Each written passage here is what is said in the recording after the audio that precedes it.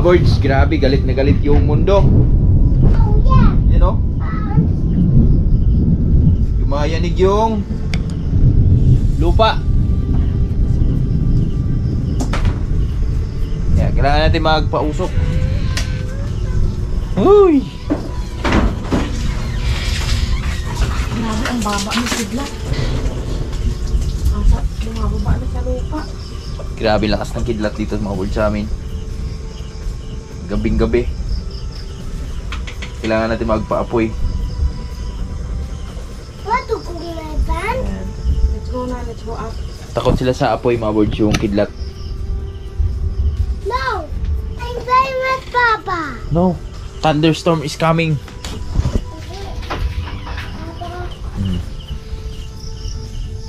Tingnan nyo yung kanlaon mga boards, oh.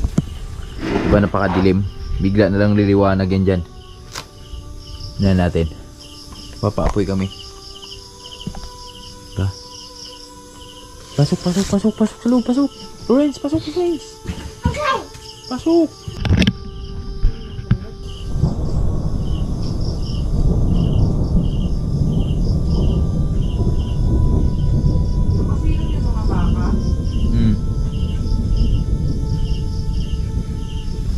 Rinig nyo mga birds. Parang may mga batong nagugulungan sa langit.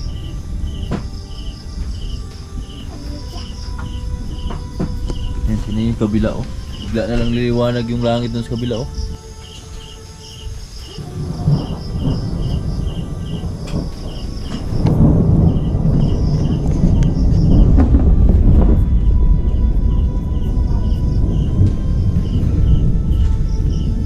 Wala bang kandila dyan?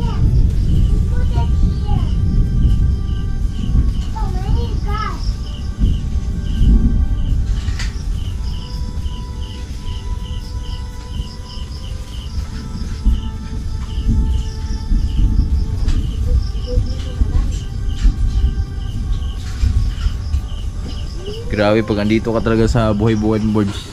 Ito yung maririnig mo, nakakatakot. Kasi sobrang tahimik eh.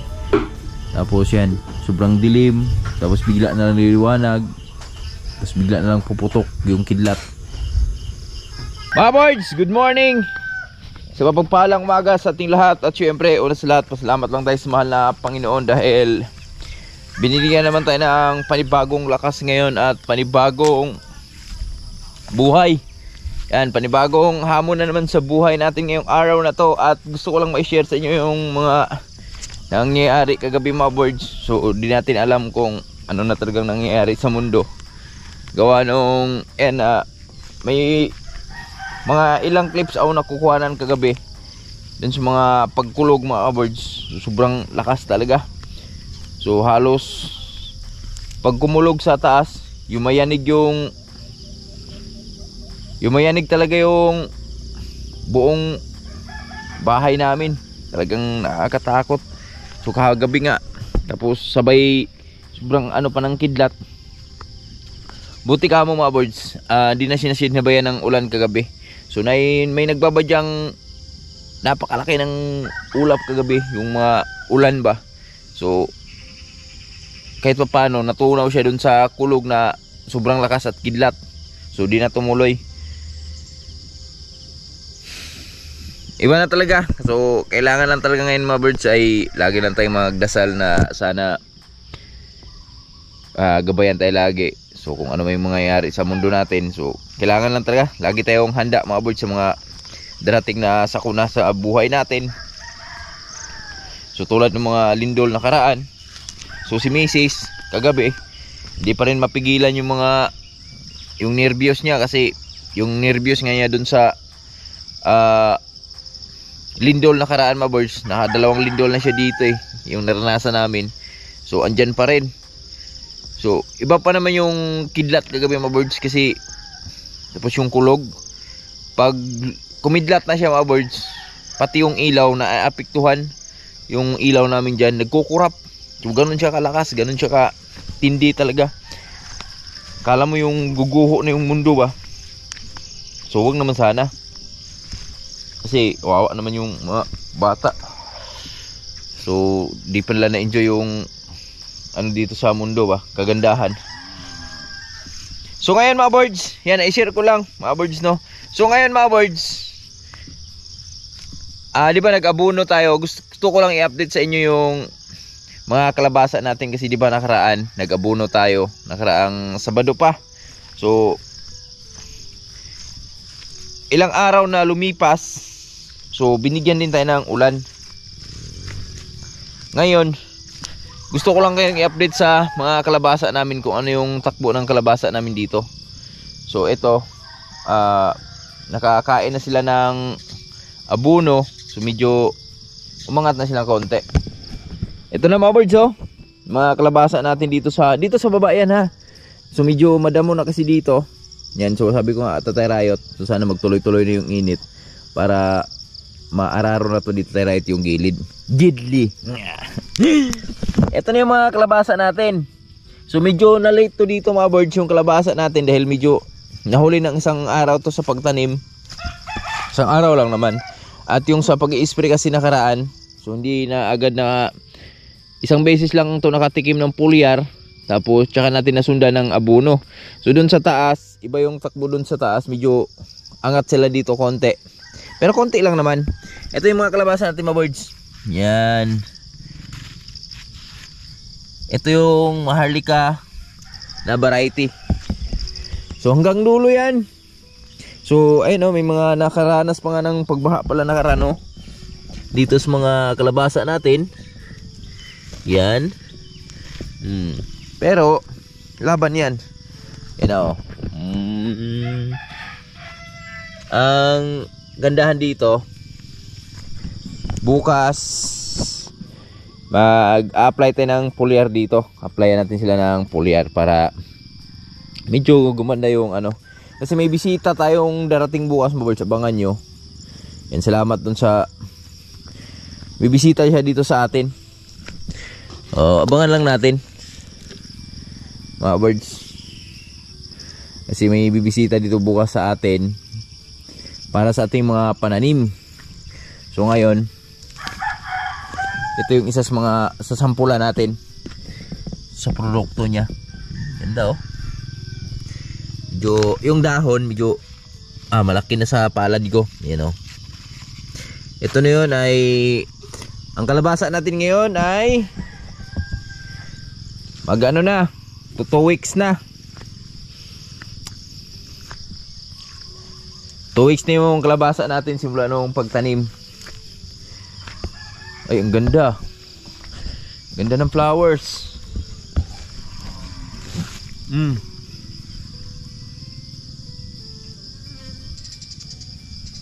oh. Ay, ang ganda. Tapos dito sa taas mga birds, ito yung mga kalabasa natin dito sa taas. Dito sa pinakataas, iikot ko kayo dito mga birds. At ayun na si Mahiwagang Araw. Nagpakita na si Mahiwagang Araw. Kaya napaganda na ang kuha ng kamera natin ngayon. Napakaliwanag. Dito maganda yung takbo din dito, ah. Din rin nasahan, ah.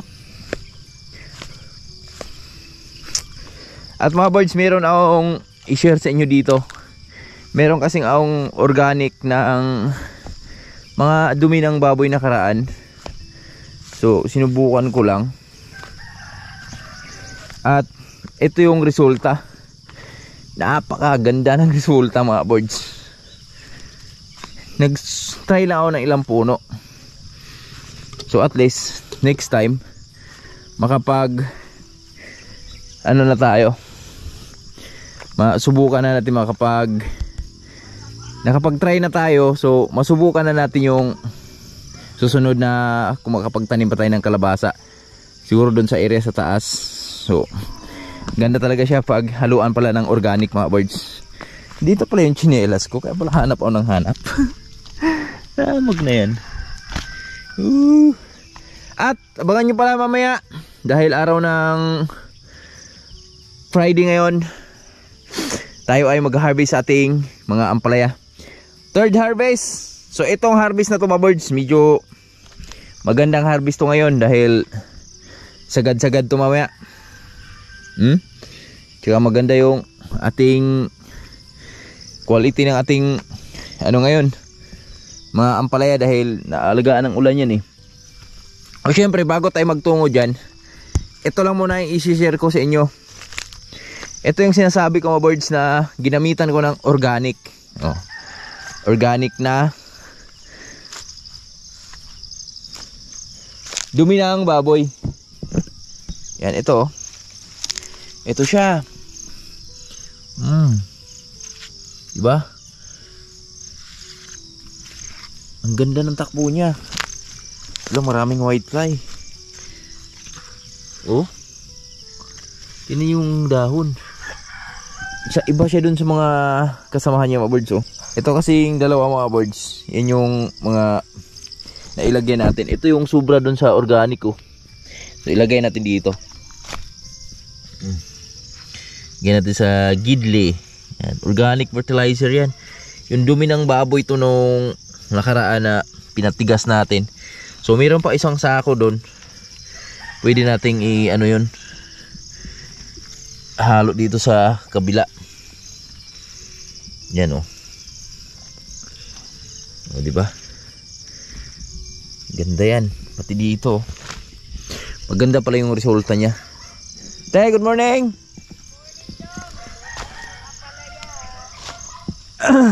Agir niya ro hapon, taganti ka? Takas ka ron? Ang Cagayan ka?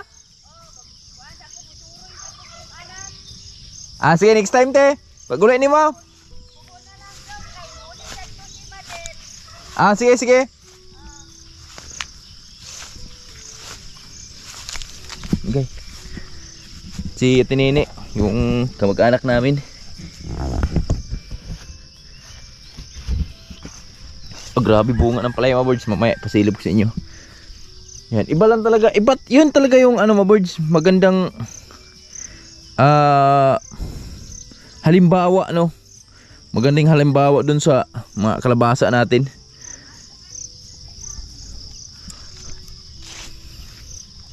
Pero ito okay naman yung mga ano natin dito, kalabasa. Dito sa taas medyo naka-recover na rin mga birds ating mga kalabasa dito. Ayan na maangat na yan, kita na natin, tanaw na natin sila. Thank you Lord. Sana magtuloy-tuloy yung ating mga kalabasa.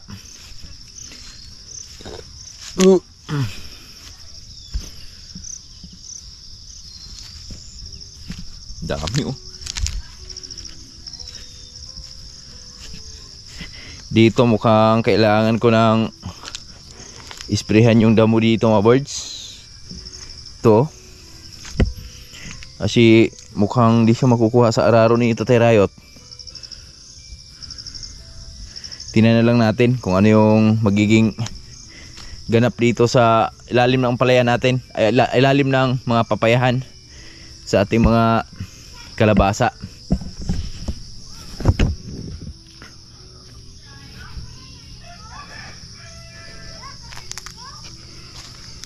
Sa bahay ni Bruno Mars. So baka magtuloy-tuloy na tong init. So baka sunod na araw ituloy-tuloy na Tatay Rayot yung pag ano dyan, pag araro niya.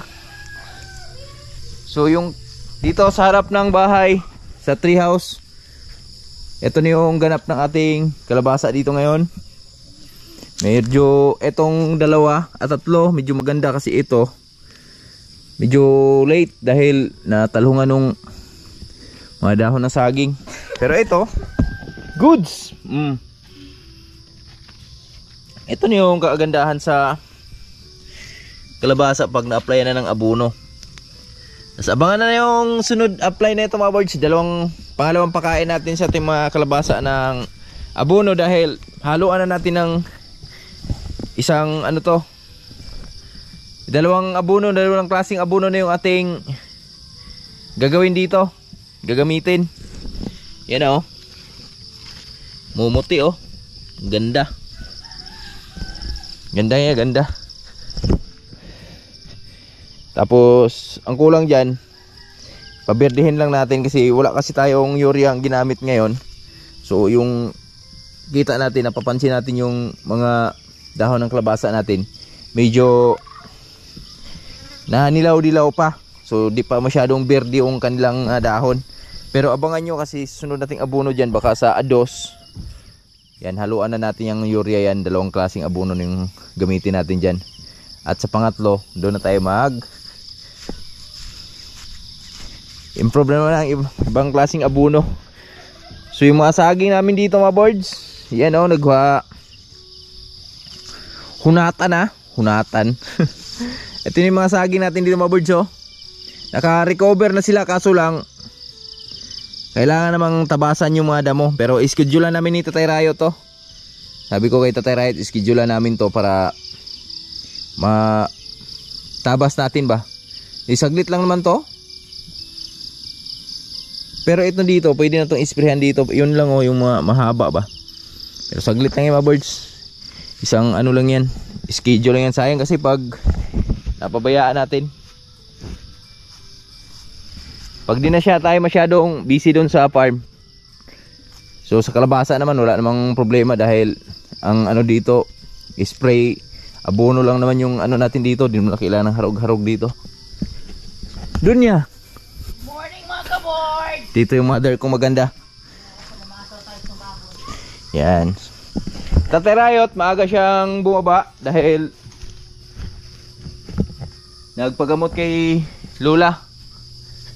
Yung paa kasi ni Lola nagnanaknak. Iba na talaga pag matanda mga birds. Tapos mataas yung sugar. And masausin na ni Rayot sa kanyang naramdaman kasi may mga wakwak lahi. ano siya sa biik niya, sa kanyang sigbin. Dito naman tayo. Bago tayo mag-harvest ating mga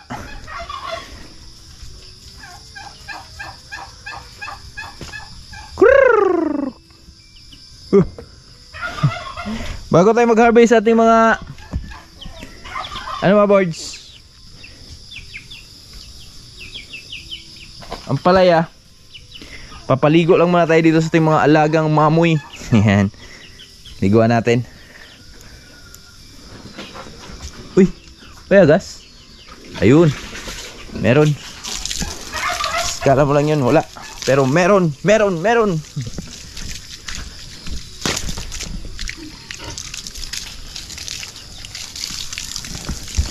Kasi itong dalawang biik mga boards, bebenta ko na to sa 28. Gawa nung pang ano natin sa abono natin ng kalabasa natin. Pangbili natin ng abono kasi medyo marami-rami na yung abono na mabibili natin doon. Kaya i-ano na natin tong dalawa. Itong isa, yan, iniwan ko na lang yan. Binigay ko lang kay Mrs. yung pang birthday niya. Bahala na siya dyan kung lilitsunin niya ba yan or kakatayin niya sa birthday niya.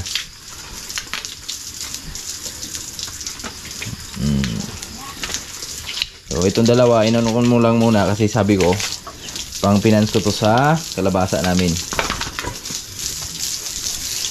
pambiling abono at bayad sa mga nautangan tulad ng mga pagkain nila. Ganoon lang naman dito sa buhay bukid mga boards. Talagang sipag at syaga ka lang dito.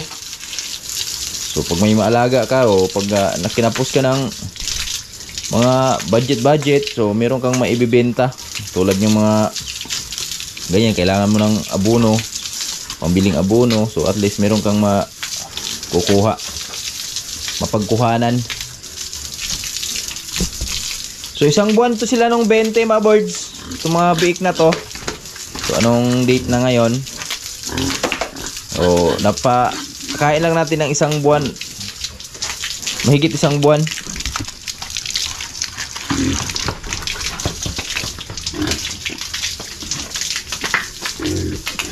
Tapos yung kay Ate Lalin, umpisa na rin to sa harvesting sa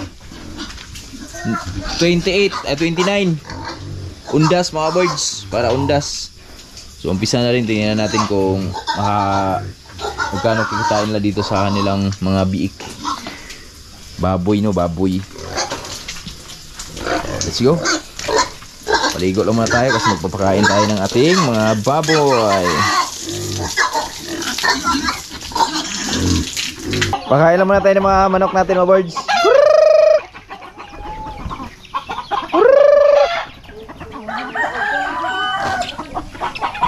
Dami nating sisiw, oh.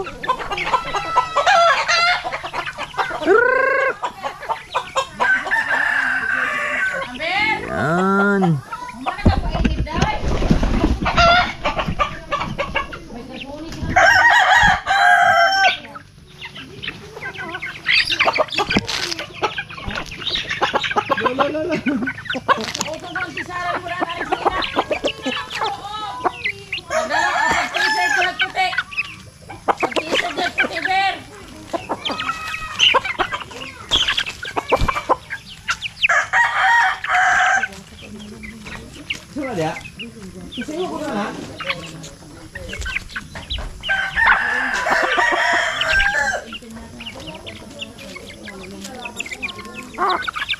Banyo na yung takam ko.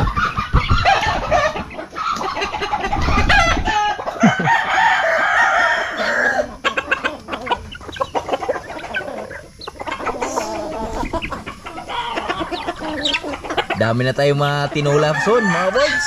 Dami niya, no? Daming manok yan, no? Mga pang tinula ba?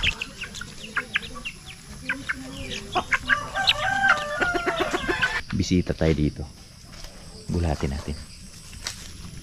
Mali-mali ito, eh. Mali-mali ka.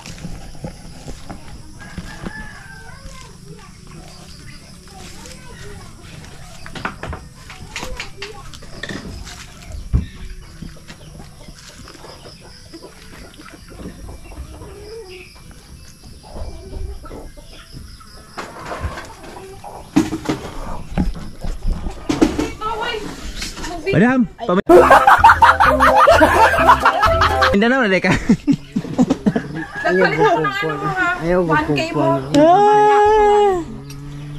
Dito yung bisita namin, Kaluoy tayong Pamindanao. Mag-training town check-in PA dito.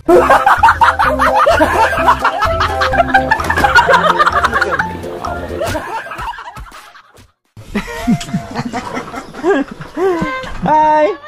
Hi, Owens! Morning! Yeah! Ride with me? Yan na, ligo! Bihis na, dali! Ito yung suot ni Piyang, oh, dahil yung United Nation nila ngayon. Handa ka na? Dito yung bisita namin yung gwapo. Hello! Kape muna tayo, kape. Kape tayo, kape.